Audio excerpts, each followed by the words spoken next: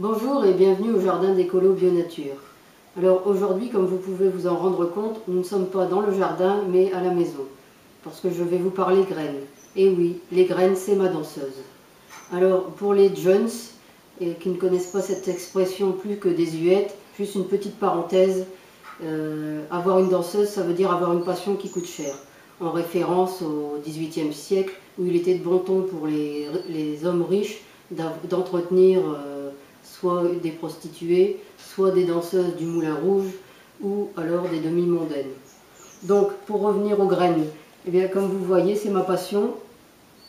C'est une passion évidemment qui coûte cher, mais il y a des moyens d'économiser un peu d'argent. Par exemple, en faisant ces graines soi-même. Vous voyez ici, je fais mes propres graines pour certaines variétés. Alors, pour pouvoir faire ses propres graines, il faut avoir des graines reproductibles. Ce qui n'est pas possible avec les graines F1 par exemple.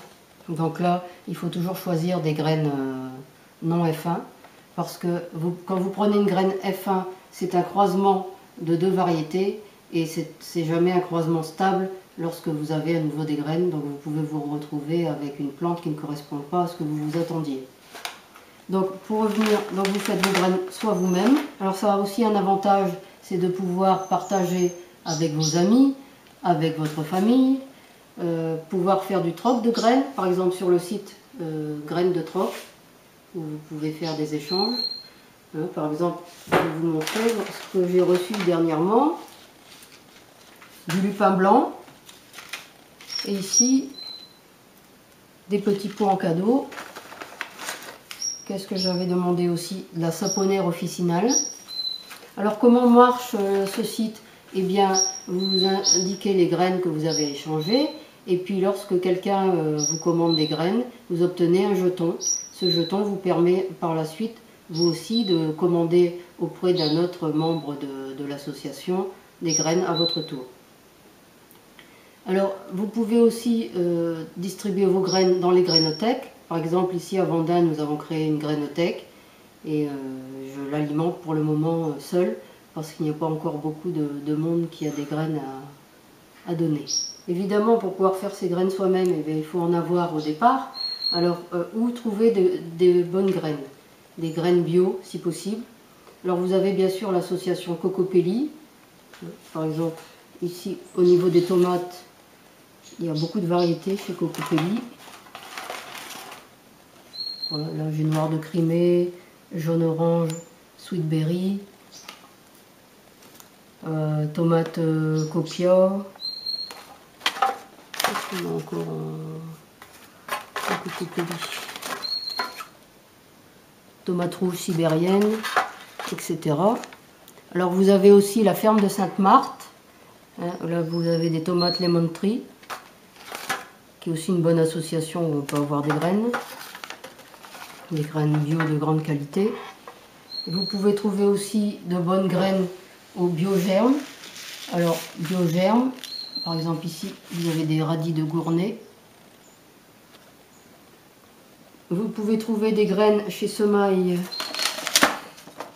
par exemple ici des épinards Matador qui viennent de chez Semaille. Tout ça, ce sont des graines bio. Alors ici sur la région, on a un producteur de graines régionales qui est Bocquet. Alors vous avez des variétés régionales, par exemple la carotte de Saint-Valery. Dans les carottes, j'ai aussi de la carotte de Tilk. Bon, ça c'est des variétés pas forcément de la région. Qu'est-ce que je vais vous montrer en variété régionale? Par exemple, mes haricots. Ouais, j'ai mis mes haricots. Voilà. Vous avez par exemple le flageolet vert du Nord, le flageolet blanc de Flandre,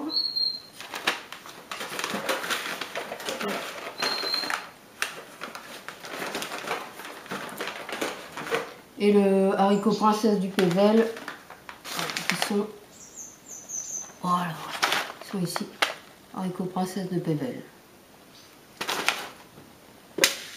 Alors, le problème chez Bocquet, c'est qu'il n'y a pas beaucoup de variétés bio.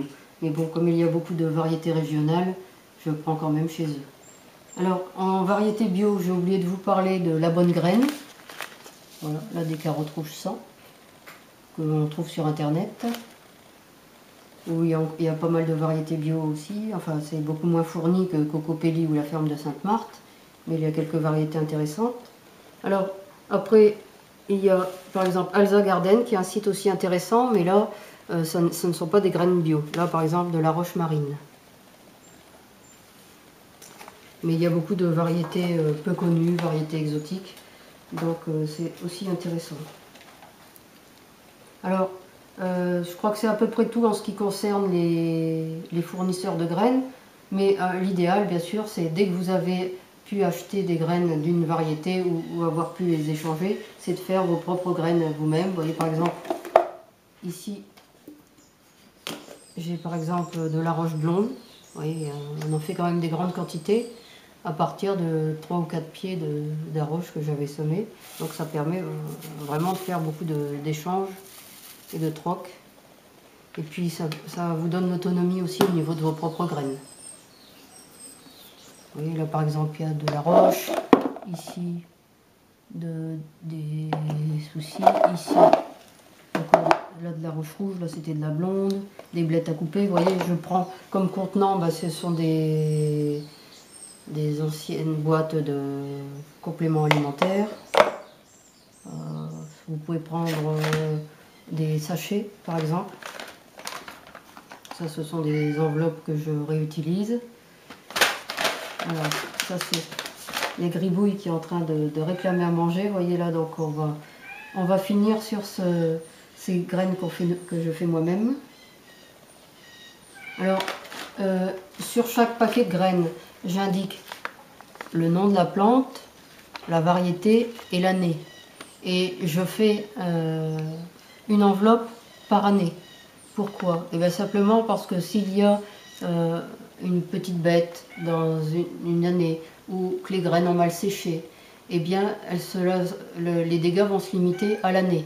J'aurai encore soit de l'année précédente, soit de l'année suivante, des graines qui sont bonnes. Parce que si vous mélangez des graines, par exemple vous les avez cueillies trop vertes aussi, si vous mélangez vos bonnes graines avec des graines mauvaises, eh bien vous n'aurez pas des bons résultats. Vous allez semer toute une rangée et vous allez avoir que 3 ou 4 pieds.